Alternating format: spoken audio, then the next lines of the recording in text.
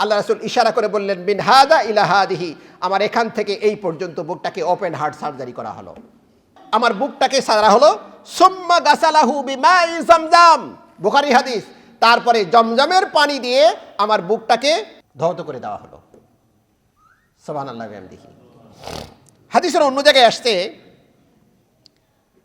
যে ধৌত করে সেখান থেকে ফাস্তাখরাজা মিনহু আলাকাতান, আল্লাহ রাব্বুল আলামিনের রাসূল বলছেন যে তার বুক থেকে একটা লাল বর্ণের একটা পিণ্ড, গোস্তপিণ্ড সেখান থেকে বের করা হলো। এবং আল্লাহ রাসূল বলছেন যে তখন তারা, এই ফেরেশতারা বলল যে হাযা মিন হাজ্জুশ শাইতান, এটা হলো শয়তানি কিছু ওয়াসওয়াসা মানুষের ভিতরে থাকতে পারে, মানুষ হিসাবে সের একটা অংশ আল্লাহ রাব্বুল আলামিন এই ওপেন হার্ট সার্জারির মাধ্যমে তার বুক থেকে টেনে বের করে এটা ফালাই দিয়েছেন। এই জন্য আল্লাহ রাসূল এমন স্বচ্ছ মানুষ পৃথিবীতে, এমন স্বচ্ছ মানুষ আর পৃথিবীতে নাই। কথা বলুন ঠিক কিনা ভাইরা আমার? এর পরের অংশ হলো সুম্মা জাআ বিতাসতিম মিন যাহাবিন মামতালিয়াতিন হিকমাতান ওয়া ঈমানান। এই কথাটা আমি হাদিস থেকে বলি এবং এটার আগেই আমি হাদিসের নাম্বার পর্যন্ত দিয়ে দিয়েছি। কারণটা হলো একটা সময় হয়তো বা আসবে যে এটার বাস্তবতা ঘটবে, যেহেতু আল্লাহ রাসূলের সময় ঘটেছে। সেটা কীরকম? অনেক আগে থেকে আমি হাদিসটা বলি, কিন্তু নাম্বার সহ বলি যাতে করে মানুষ বিভ্রান্তি না হয়ে যায়। একটা সময় আসবে যখন মানুষের এই ব্রেন, বুদ্ধিকে প্লেটে রাখা যাবে, জ্ঞানগুলিকে এক জায়গায় জমা করে রাখা যাবে।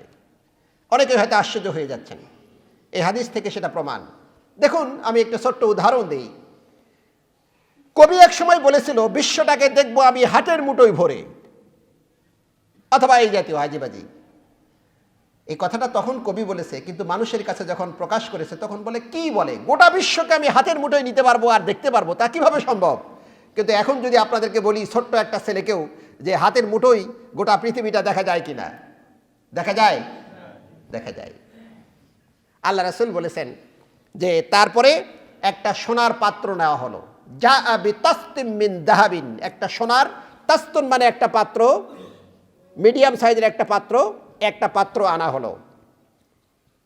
সেই পাত্রের মধ্যে কি ছিল? মিন যাহাবিন, একটা স্বর্ণের পাত্র আনা হলো, মুমতালিআন হিকমাতান ওয়া ঈমানান। সুবহানাল্লাহ বলি আমরা আগেই। আল্লাহ রাসূল বলছেন সেই পাত্রটাতে আমি লক্ষ্য করলাম যেই পাত্রটা ছিল পরিপূর্ণ জ্ঞান, বিজ্ঞান এবং ঈমান দিয়ে। পাত্রের মধ্যে কি ছিল ভাই? জ্ঞান, বিজ্ঞান আর কি ছিল? ঈমান। এই জন্য রাসূলের আরেকটা হাদিস, আমরা সময় পাচ্ছি না, জ্ঞান, বিজ্ঞান এবং ঈমান দিয়ে পরিপূর্ণ ছিল। আমরা সামনে যাই।